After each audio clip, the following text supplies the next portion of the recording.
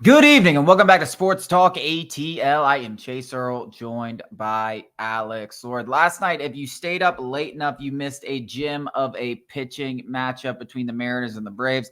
No hitter for both pitchers through 6 innings. The first thing I want to say is Max Fried's all the way back. He's coming off a game where he threw a 92 pitch complete game shutout against the Miami Marlins.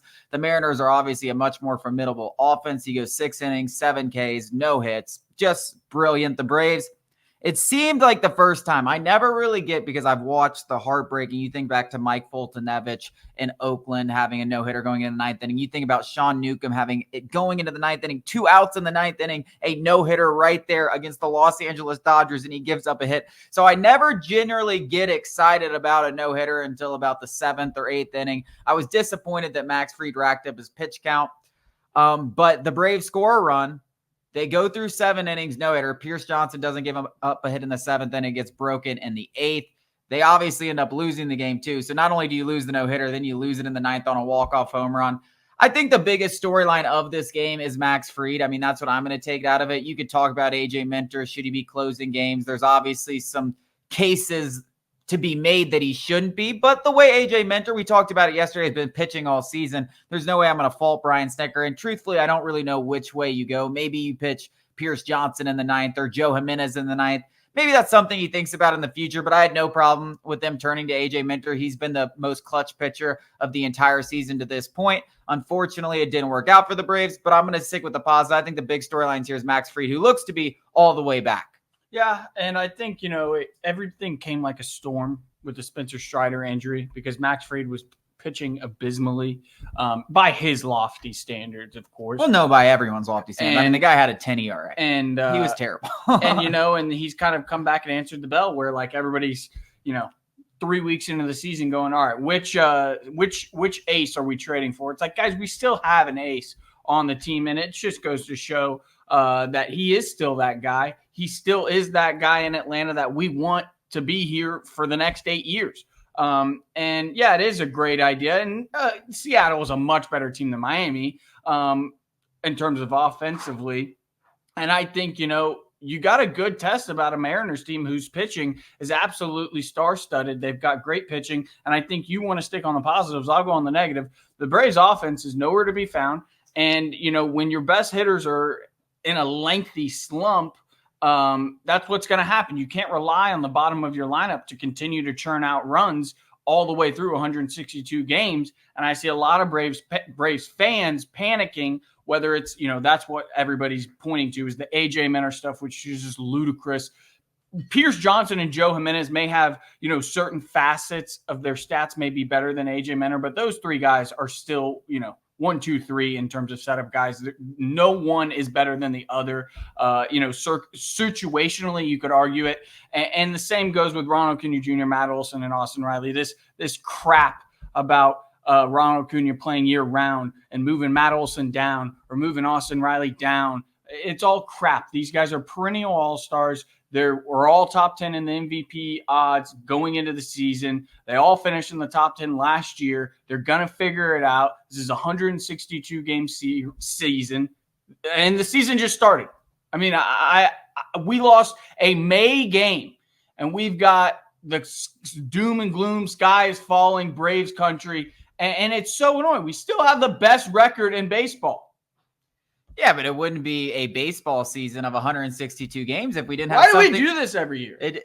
I'm telling you, if you follow the Braves as closely as I have, this is literally all that happens over 162 games, and it's never going to change. It doesn't matter how good the results are or how good it's like the opposite of football. They will find something to complain about, but that's what makes it so great, because baseball is a game of failure and people like to overreact to things and people like immediate gratification. So there's always going to be people that are going to be complaining and can't see the entire picture. And I don't think there's that many people out there that really are worried about Ronald Acuna, Matt Olson, or Austin Riley. But it is somewhat comical to me. And I'm saying comical. I'm using the word comical because I do agree. Yes, there is nothing to worry about. I mean, these are perennial all-stars, MVP candidates, some of the best players in baseball that have lengthy track records of success. Eventually, it's going to turn around, especially that it's happening early in the season. I mean, this isn't atypical. I mean, guys are struggling across the board. I mean, you can look at Julio Rodriguez, who they just played. Guy's one of the best players in baseball, really struggling. I mean, it's a very natural thing to happen at the beginning of the year. The reason I say it's comical is because it's all happening at the same time. Like, it's normal for Ronald Acuna to go through a 4 for 40 slump, or Matt Olson to do it, or Austin Riley, or maybe even like once in a blue moon, but maybe it's the solar eclipse or something, because all three of them going on these 100 batting average stretch over a pretty lengthy period. I mean, we're talking about 40 at bats. I mean, this is multiple weeks, 10, 12, 13, 14 games. These guys have been, frankly, just terrible. And yet the Braves have won 11 out of these 14 games, which is, to me, comical, because, yes, I'm not worried, but I understand why people are complaining. And frankly, it is frustrating because you want to see, listen, we want Ronald to win another MVP. A stretch like this, that hurts your chances. I mean, obviously, we've talked about Austin Riley potentially getting into that thing, or some people want Matt Olson to win an MVP. This is going to hurt your stretches.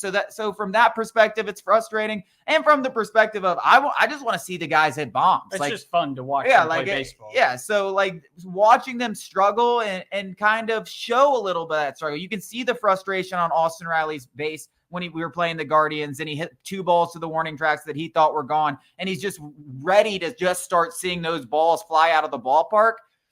You see the frustration. You see the frustration on Acuna. He's not quite there yet where we're used to seeing. It is frustrating to watch, but it's comical in the same time because you're winning 11 out of 14 stretch, because this starting rotation, I mean, Max Fried is not alone, and I said this yesterday, it has been unbelievable. I mean, Chris Sale, Charlie Morton, the Bryce Elder, everybody has been fantastic. Ronaldo Lopez, can't forget about him. He's been the best pitcher in baseball to this point.